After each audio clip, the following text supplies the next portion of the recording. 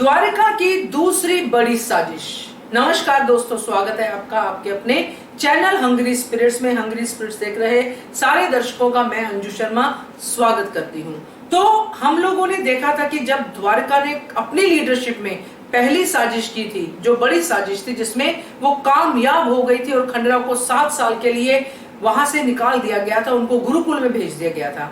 अब फिर से जो द्वारका है उन्होंने अपने हाथ में कमांड ली है उत्तराधिकारी बनाने के लिए गुनु जी को। उसके ऊपर उनकी साजिश कितनी तरफ से ओपन कर दी है उन्होंने। चलिए इस साजिश पे बात करते हैं, मगर उससे पहले यही गुजारिश कि आप लोग जिन्होंने अभी तक चैनल को सब्सक्राइब नहीं किया है कृपया कर लीजिए। साथ में दोस्तों बेल आइकन दबाइएगा ताकि आपको हमारे वीडियोस के नोटिफिकेशन मिलते रहे।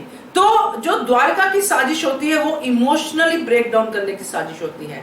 उनको सबकी वीकनेसेस पता है, सबकी वीकनेस के ऊपर ही वो अपना दावा बोलती है। जैसे कि उसको पता है गौतमा की वीकनेस क्या है, खंडेराव, तो खंडेराव की वीकनेस क्या है, अहिल्या।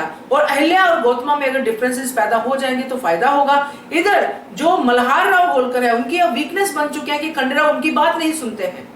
उनकी भी वीकनेस है कि वो शासक हैं और वो शासन से बहुत प्यार करते हैं, और अगर खंडेराव बार बार शासन के प्रति कुछ ना कुछ गलत करता रहेगा तो उसका फायदा गुनु जी को होगा, क्योंकि गुनु जी को वो इतनी ट्रेनिंग दे चुकी हैं बातों बातों में कि तुमको हर उस मोमेंट में प्रेजेंट रहना है और शासन के हक में बात करनी है। कि जैसे तुम ही हो जो इस शासन को आगे चला सकते हो, तुम ही हो जो प्रजा का ध्यान रख सकते हो, तुम ही हो जो मल्हार राव के दिल की बात समझते हो।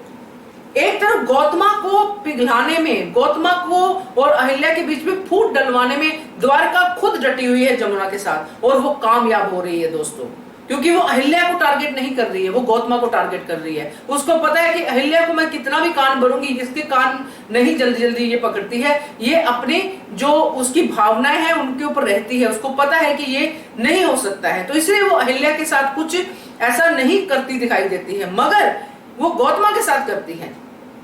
इस तरफ गुनु जी को एकदम से अलर्ट किया हुआ है कि कुछ भी हो जाए तुम्हें मौके पे बोलना ही बोलना है, और ऐसा बोलना है कि जो मल्हार राव होलकर है उनको लगे कि इससे अच्छा तो कोई हो ही नहीं सकता। कितनी चिंता करते हैं और बुरा भी नहीं मानते हैं। इनको मुहिम पे भेजना था, नहीं जा पाए खंडेराव की वजह से, तो बुरा भी नहीं मानते हैं। मुझे सच में हैरानी होती है ये बात सोच के, अगर मल्हार राव की सोच ये सोचती है कि ये अगर मुहिम पे नहीं गए, इन्होंने बुरा नहीं माना जो हमने देखा भी, तो ये क्या कहीं गोवा जाना था या कहीं पिकनिक पे जाना था जो नहीं जा पाए तो बुरा मानना था? लड़ाई करने जाना था ना। अगर वो लड़ाई करने नहीं गए, सैनिकों की जान बच गई, आपको तो खुश होना चाहिए। मगर उनको लग रहा है कि हाँ आपको तो बुरा लगा होगा, हमें पता है कितनी तैयारी होती है। ये सब चीजें मुझे तो हजम नहीं हुई है। मगर यहाँ पे मैं इस चीज की बात नहीं कर रही हूँ, मैं बात कर रही हूँ द्वारका की, उसकी दूसरी बड़ी साजिश की, क्योंकि वो साजिश भी कहीं ना कहीं कामयाब होती हुई दिखाई दे रही है। मगर इस बार उनको कामयाबी मिलेगी नहीं। उनके हाथ में आते आते, मुंह को लगते लगते प्याला जो है उनके हाथ से छूटेगा, क्योंकि इस बार नहीं होगी, क्योंकि इस बार अहिल्या बच्ची नहीं है, इस बार अहिल्या बड़ी है, समझदार है, एक एक चीज पे उनकी नजर है। मगर अभी उसको मौका नहीं मिला है बातों को कहने का, क्योंकि उनके अपने ही लोग उनके साथ नहीं है, वो उसके ऊपर डिपेंड कर रहे हैं।